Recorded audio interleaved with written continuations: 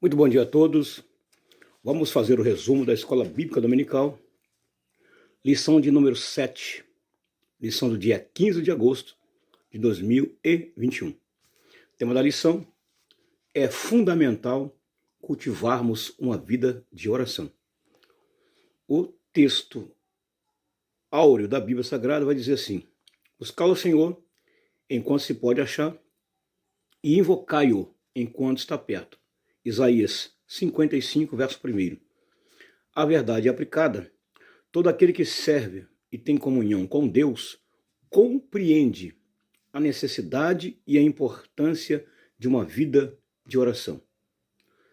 Então, todos aqueles que servem a quem? Servem a Deus, devem ter o quê? Uma vida de comunhão com quem? Com Deus, sabendo sempre do quê? Da necessidade e a importância de termos uma vida de oração. Muita gente, infelizmente, talvez até compreende a necessidade de ter uma vida de oração, mas infelizmente não tem uma vida de oração, Precisa ter uma vida regrada, pautada na oração. Os 3 objetivos da lição diz que ensinar a importância de uma vida de oração. O segundo, mostrar o que acontece quando a igreja ora. E terceiro, apresentar os resultados de uma vida de oração. O texto de referência escolhido aqui é Atos capítulo 12, versículo 1 até o versículo 5. Depois ele pula lá para o versículo 11. O texto de referência está falando da vida de quem? Está falando exatamente da vida de Pedro. Então, o capítulo 12 de Atos está falando a respeito da vida de Pedro e os momentos que ele passou na prisão. Também vai relatar aqui um momento de perseguição da igreja, onde o apóstolo foi morto, Tiago, o apóstolo, foi morto à espada, né? Tiago, irmão de João, foi morto à espada, né?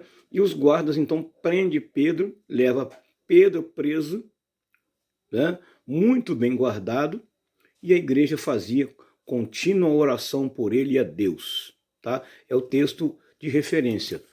No tópico 1 da lição, vai falar para nós a respeito da importância da oração. Você dá importância para a oração? Muito ou pouco? Qual é o grau de importância que você dá para a oração? Qual é o tempo que você dedica à oração? Muito ou pouco? Então aqui o comentarista está dizendo que a oração é uma das armas mais poderosas em Deus. É uma das armas espirituais que ele fala. Mais poderosa em Deus. Tem alguma arma mais poderosa aí? Aqui na Terra tem um bocado de armas poderosas. Mas com a igreja, aqui na Terra, existe uma arma que é mais poderosa do que todas as armas bélicas do mundo, que é a oração.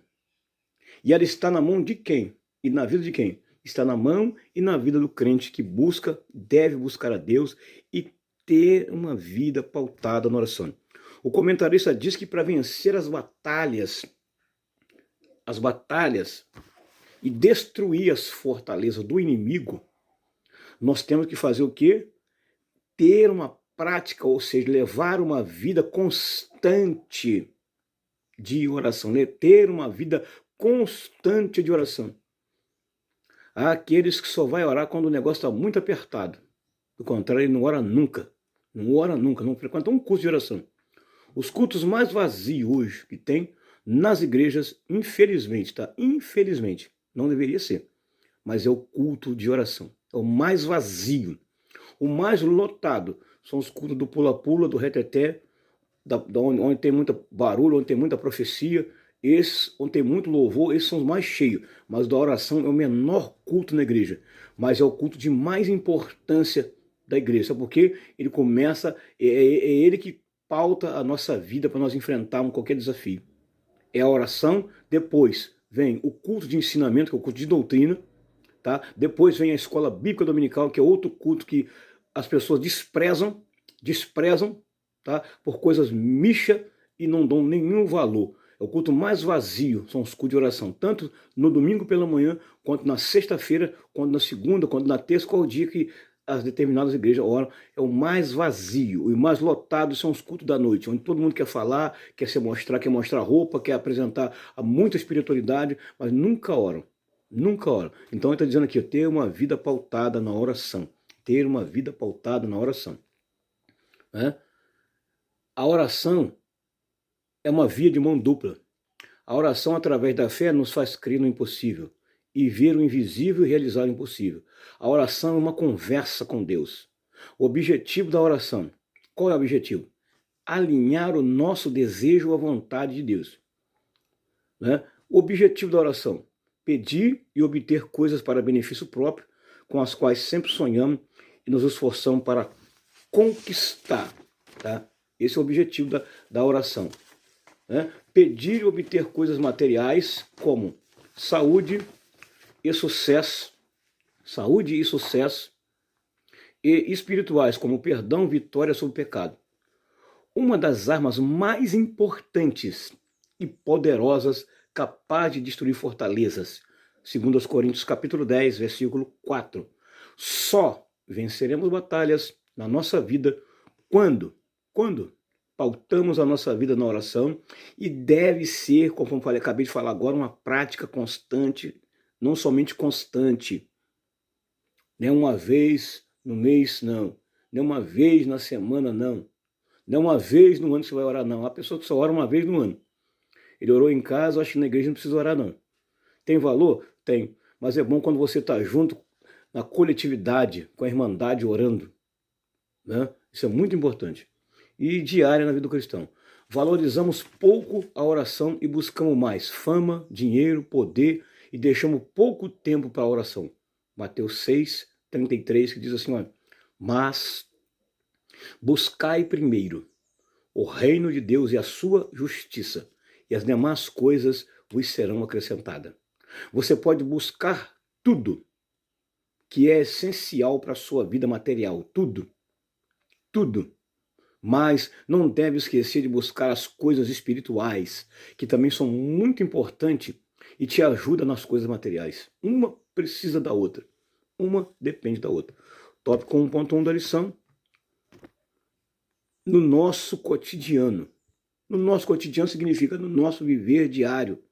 Cotidiano, ou seja, é a vida que nós levamos todo dia. Ela deve estar sempre pautada em primeiro lugar de oração. Devemos ter um tempo para Deus, desprendermos tempo para tudo e para Deus pouco. Para Deus a gente deixa muito pouco tempo. Temos uma vida corrida ou corriqueira, né? Fazemos tudo no automático. E é verdade. E até mesmo para Deus. Fazemos as coisas para Deus na correria e no automático. Jesus, quando chega na casa de Lázaro e das suas irmãs Marta e Maria, uma das irmãs de Lázaro ficou aos pés de Jesus ouvindo o seu ensinamento, enquanto a outra ficou agitada, trabalhando para lá e para cá, correndo, não tinha tempo para poder parar um pouquinho para ouvir a mensagem, só na base do automático, na base da correria. E ela reclamou, pedindo que Jesus mandasse a sua irmã ajudar, porque ela estava muito atarefada. Jesus falou para ela, ô Marta, uma coisa só te é necessária, e a sua irmã escolheu a melhor parte. Qual é a melhor parte que você está escolhendo na sua vida?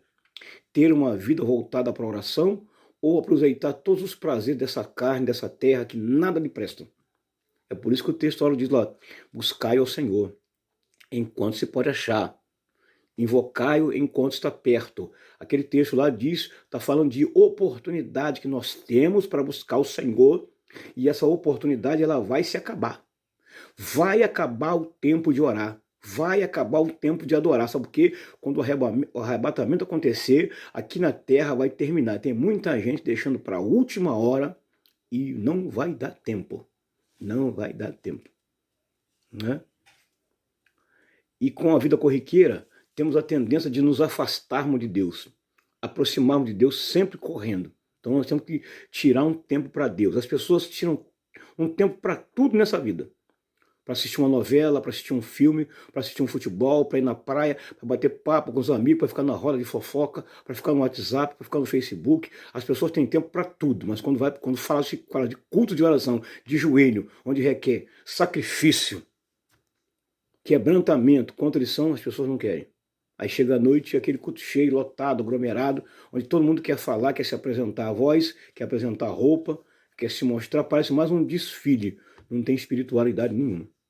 Infelizmente, esta é a realidade. Temos tempo para todas as coisas, menos para Deus. Referências, Isaías 55:8, Mateus 6:33, Tiago 4, versículo 8. Temos tempo para aquilo, temos tempo para isso. Eclesiastes capítulo 3, também referência. O culto mais cheio é do culto público. O mais vazio, anotei aqui, é a oração. O mais cheio é a festa. O menos cheio é a oração. Nos cultos públicos pedem muitas orações, mas na oração são poucos que vão. Aí existe aqueles crentes 6 horas. Ô irmão, 6 horas por mim, 6 horas por mim, 6 horas por mim, mas ele nunca ora. É o crente chamado 6 horas. 6 horas por mim, nunca ora. Enquanto tiver pessoas que estão orando por outros, outros nunca vão se esforçar para ir na oração, porque sabe que alguém lá está fazendo sacrifício por ele, né? E ele fica em casa lá. Mas uma hora, eu costumo dizer sempre, ó, uma hora a conta vai chegar. Assim como a conta das dívidas chega, uma hora a conta vai chegar. E tomara que não seja hoje, para essa conta chegar. Porque muita gente brincando aí, não querem orar, não querem fazer nada, mas querem ir para os cultos lotados só para falar, só para exortar, para dar lambada nos outros, chicote dos outros, mas eles nunca oram. Dão uma vida de testemunho, nunca oram. Você passa por culto de oração, o irmão está na roda da fofoca. Você volta, o irmão está na rodinha da fofoca. Né? Não tem tempo para orar. Tópico 1.2. Deus sempre está atento ao quê? Às nossas orações. Deus está sempre ouvindo as nossas orações. Né? Segundo as Crônicas, capítulo 14, se eu não me engano, capítulo 7, né, versículo 15. Agora estarão atentos os meus olhos e abertos os meus ouvidos a toda a oração que for feita neste lugar. Então significa que Deus está mesmo, de fato, atento a toda a oração. E quando Pedro estava preso na prisão, Deus estava atento à oração de quem? Porque Pedro estava dormindo, descansando, cochilando. Deus estava atento à oração que estava sendo feita lá naquela casinha humilde da irmã Maria, uma crente lá de Jerusalém. Deus estava atento à oração que os irmãos lá estavam fazendo. Os irmãos lá estavam envolvidos na oração da tal maneira que Deus estava focado ali, ouvindo, atento à oração deles, e Deus ouviu. O que Deus fez? Deus ouviu e logo imediatamente Deus manda um anjo lá na prisão para libertar Pedro. Tá? É o tópico 1.2. No tópico 1.3, diz que nós devemos ter uma prática de vida. Né? Deve ser uma prática de vida. Uma prática de vida o quê? Oração, gente. Orando em todo o tempo, com toda a oração e súplica no Espírito Santo, e vigiando nisso com toda a perseverança e súplica por todos os santos. Efésios 6,18. Orando por todos os santos. Quem são esses santos? São seus irmãos em Cristo, devemos orar por eles em todo o tempo, com toda a oração e súplica no Espírito Santo, por todos, todos têm uma vida. E também 1 Tessalonicenses 5,17 diz, orai sem cessar. Orai sem cessar. Então nós ouvimos a palavra oração desde Gênesis até Apocalipse. A palavra oração está dentro da Bíblia. Ninguém consegue tirar essa palavra, nem vai tirar. Tá? Ela vai ficar lá. Então o tópico 1.3 está dizendo que nós devemos ter uma prática de vida, que é a oração. A oração era uma prática diária da igreja primitiva. Está dizendo aqui, ó, tá usando o verbo aqui no passado. Era significa o verbo no passado. É um acontecimento que já aconteceu lá atrás. Então a igreja lá atrás tinha uma prática de vida na oração. E a igreja de hoje valoriza muito pouco. Tem até uma prática de oração na igreja de hoje. Ela até tem, mas não da forma como a igreja primitiva orava e Deus agia. Então, para Deus fazer o que aconteceu na igreja primitiva, precisa que a igreja de agora, precisa que os crentes de agora tenham uma vida pautada na oração. Afinal das contas, a igreja é o ser humano, mas a pessoa precisa estar também no local para adorar. Atos capítulo 4, versículo 31, diz que o lugar onde os discípulos estavam orando tremeu, moveu. Mas moveu por quê? Primeiro, porque eles estavam com o coração voltado para a oração. E segundo, estavam todos reunidos com o mesmo propósito. Quando todo mundo vai nos cultos, reunido com o mesmo propósito, Deus, ele faz coisas tremendas. Mas quando a gente vai no culto para bater papo, hoje as pessoas estão fazendo do culto, de todos os cultos, estão fazendo sala de bate-papo. Vai mais para bater papo e o irmão não ora, porque tem alguém orando em voz alta, a pessoa não vai orar nunca. Então, estão fazendo dos cultos hoje sala de bate-papo, sala de entretenimento, sala de troca de mensagem, via WhatsApp, via Facebook, na hora do culto. E as pessoas não oram. Não oram. Quando vem a aprovação, aí 6 horas por mim, 6 horas por mim, 6 horas por mim. Infelizmente, não oram. Então, aqui está dizendo bem claro, o verbo está no tempo passado. A igreja primitiva era uma prática da igreja primitiva. O quê? Oração. Os discípulos conheciam a importância e o poder da oração. Será que nós conhecemos a importância e o poder da oração? Muitos até conhecem, mas valorizam muito pouco. São poucos os que valorizam o poder que tem a oração. Jesus sempre teve uma vida voltada para a oração. Inclusive o hino 296, ele vai dizer isso aí. Ele vai falar isso aí. Então Jesus sempre teve uma vida, então Jesus sempre ensinou, né? E também nos ensina aqui que devemos nos preocupar com o próximo e devemos orar com fervor.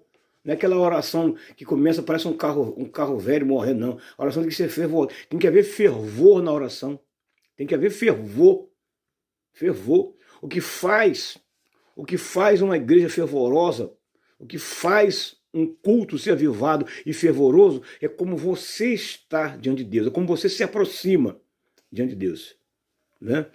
O tópico 2 da lição vai falar o que acontece quando a igreja ora. O que acontece quando uma igreja ora? Ora, acontece muita coisa quando uma igreja ora. Quando uma igreja ora, muita coisa acontece. Acontece milagres, acontece batismo com o Espírito Santo, acontece cura divina, problemas são resolvidos, são solucionados quando a igreja ora. Quando a igreja ora, quando a igreja está envolvida mesmo, muita coisa acontece. Ó, sem sombra de dúvida, algo poderoso e maravilhoso acontece quando a igreja ora. O capítulo 12 nos ensina lições preciosas acerca da relevância da oração. Devemos ter relevância da oração. Essa igreja aqui na casa da irmã Maria, em Jerusalém, estava orando com fervor. Todos ali não foram ali para passear, para brincar, para bater papo, para ficar olhando no WhatsApp. Todos foram para orar. Todos estavam ali reunidos e envolvidos com uma única finalidade. Vamos orar pelo irmão Paulo. Vamos orar pelo irmão Pedro. Vamos orar pelo irmão Tiago. Vamos orar pelo irmão João. Vamos orar por todos eles, porque isso precisa da nossa oração. Então a igreja estava envolvida. Quando a igreja está envolvida orando, alguma coisa acontece. Ei, você quer que alguma coisa sobrenatural aconteça na sua vida, ou na sua casa, ou na sua família, ou no seu ministério? Tenha uma prática diária de oração. Volte a ter intimidade com Deus na oração, para Deus fazer o que precisa ser feito. Né? Então aqui, eles tinham uma vida pautada e voltada para a oração, que é o tópico 2 da lição. Quando a igreja está envolvida totalmente na oração, algo acontece. Envolvidos totalmente, significa todo mundo com o mesmo pensamento. Mas quando começa lá, 3 estão orando de joelho ali. Um está lá no campo, lá no cantinho, com o celular na mão. Outro está lá na porta batendo papo, falando alto, atrapalhando a oração. Existe aqueles crentes barulhentos que eles acham que só a oração deles tem valor. Aí quando vai para a oração, vai para perturbar o culto de oração. Aí começa a bater papo na porta da igreja, na hora da oração, atrapalhando o dirigente que está orando, atrapalhando o porteiro, atrapalhando quem está orando na igreja. Ele não ora. E existe aqueles que não oram e ficam na hora da oração cutucando o outro, vai lá para o banheiro bater papo. Quando o pastor levanta da oração, ele vem com aquela cara mais lavada lá do banheiro, né, com cara de fingimento, de choro, dizendo, eu orei e fui lá lavar o rosto. Mentira. Cuidado. De Deus, ninguém zomba. Há muita gente zombando de Deus na sua casa. Mas uma hora a continha vai chegar para você. Uma hora Deus vai tratar com você. E tomara que não seja hoje. Né? Aí tem dois tipos de oração. Tem a oração individual, que é aquela que você ora sozinho. E tem a oração coletiva, onde tem a participação de todo mundo ali. Né? Onde todo mundo partilha da espiritualidade e da fé dos irmãos. A oração coletiva é uma forma efetiva para criar hábito de orar com frequência. A oração ela pode ser feita individual, pública, privada ou em grupo. Depende de você. Tiago 5,16. No tópico 2.1 vai falar de novos desafios. Quanto mais desafio a igreja tiver, mais tem que orar. É no meio dos desafios que encontramos força para orar. Né? Prisões e mortes não fez os apóstolos pararem de orar. Com certeza não fez mesmo. Foi aí que eles continuaram a orar. Herodes ganhou apoio e perseguiu ainda mais os apóstolos. É aí que a igreja precisa orar mais e se unir mais. Herodes viu que a sua perseguição e apoio deu certo parte para a próxima tentativa ou alvo. Qual era o alvo? Ele já havia matado Tiago, agora queria matar quem? Pedro. Pedro queria matar Pedro. Herodes só não contava que uma comunidade estava orando com uma única finalidade, pela vida de Pedro. A oração precisa ter objetivos e finalidades. Não adianta você, né? Se você for no culto de oração, não vá sem objetivo nem sem finalidade, não. Vá com objetivos, finalidades e propósitos. Precisa ter. Precisa ter. Né? A igreja se reuniu para orar. A oração ela foi incessantemente, aquela oração sem parar. A igreja aproveitou a oportunidade para orar, devemos aproveitar também as oportunidades que temos para orar. 1 Tessalonicenses 5,17. Né? É o que vai dizer lá. Existe um propósito que Deus nos ouve e nos remete a orar. Todas as coisas cooperam para o bem daqueles que amam a Deus. Conclusão. Resultado da oração da igreja veio imediatamente. Sabe por quê? Todos estavam envolvidos com o mesmo propósito. Atos 2, 42 a 46, os resultados da oração foi espantosa, crente cheio do Espírito Santo, alma sendo salva, igreja unida, igreja participativa, igreja fiel. Tópico 2.2, paz e descanso. Jesus falou que nós devemos orar por todos, para que nós tenhamos uma vida quieta e sossegada. Paulo também ensina que nós devemos orar por todas as autoridades constituídas por Deus, para que tenhamos uma vida quieta e sossegada. Jeremias 29:7, eu também deixei uma referência lá, tá? 1 Timóteo 2, versículo 1 ao 4, deixei essas referências aí. Como alguém que está prestes a morrer pode dormir sossegado? Pedro estava sossegado. Né? Aqui fala de Pedro. Aqui fala de Pedro. Né? Está falando da vida de Pedro. Né? Pedro estava dormindo quando havia o perigo iminente de morte e julgamento. Aqui retrata a confiança, tranquilidade de Pedro. Salmo 3, versículo 5. Né? E também o Salmo 3, 5 fala de Davi. Tópico 2.3 da lição. O agir de Deus é o quê? Libertador. Pedro viveu experiências sobrenaturais que ele ainda não tinha vivido. Talvez seja a primeira que ele viveu aqui. Precisamos viver experiências sobrenaturais com Deus. Precisamos ter experiências sobrenaturais com Deus. Ei, tenha a sua experiência sobrenatural com Deus. Não viva na experiência sobrenatural dos outros. Tenha a sua particular e individual com os outros, porque o irmão lá já tem a dele. Você precisa ter a sua. Não fique na carona, mas aprenda a ter as suas experiências com Deus. O que o anjo trouxe para Pedro? Luz e liberdade. Como estava Pedro no momento de visitar o anjo? Preso, algemado entre dois soldados, impossível fugir. Herodes toma todas as medidas para Pedro não fugir mesmo. Ele foi bem precavido para Pedro não fugir. 16 soldados estavam guardando Pedro muito bem armado, muito bem armado. Enquanto Pedro estava sendo guardado muito bem armado, para não fugir, a igreja orava por ele. A oração quebrou as correntes, quebrou os grilhões que prendeu Pedro. Aleluia, aleluia. Oh, glória! A oração vai quebrar grilhões e cadeias que impedem você de, talvez, até de orar. Vai quebrar. Pedro estava chamado, então os soldados, era impossível fugir. Não tinha como. A atitude de Pedro na prisão após a visita: vestiu-se, calçou, seguiu o anjo. A atitude do crente quando o Espírito Santo vai visitar: está preparado, não está de qualquer maneira, está sempre vigiando. Né? Prisão de Pedro, porão, é um lugar frio, era um lugar frio, pouco iluminado, lugar onde os prisioneiros ficavam aguardando o julgamento, né? Era onde Pedro estava lá. Etapas da prisão de Pedro: algemas, acorrentados, 16 soldados entre ele, porta, preso com 2 cadeias. Esse Herodes aqui, ele era neto do outro Herodes que perseguiu Jesus como ele era criança. Interessante, né? Interessante. Ele também era sobrinho do outro Herodes, Herodes Tetarca, que matou João Batista. Os homens que estavam prendendo Pedro estavam bem armados. Cada escolta tinha 4 soldados. Então, perfazia um total de 16 soldados. O último tópico, que é exatamente o tópico 3 da lição, vamos fazer o resumo dele aqui. O preâmbulo do 3. A oração é imprescindível na nossa vida espiritual. Imprescindível. O que significa isso?